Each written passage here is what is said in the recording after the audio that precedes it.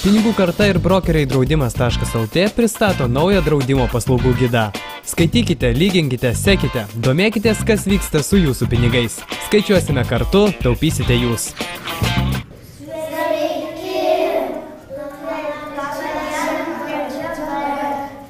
Metalinius pinigus dar galima atskirti, kai kartais būna tokia plasmasė panaši į tą metalą, o metaliniai pinigai tai tokie jaučiasi. Ką klasiokė gali pasakyti? Aš dar norėjau pasakyti, kad popieriniai pinigai kartais aš esu girdėjus, dabar neatsiminsiu kur, kad būna tokiais mėlynais dažais aplėti ir užanspauduoti. Galima dar pažiūrėti iš dydžio, nes gali būti vienas mažesnis, kitas didesnis. Taip ir atskiriama ir dar galima paduoti kasos darbuotojai ir jį gali patikrinti su kažkokiu prietaisu.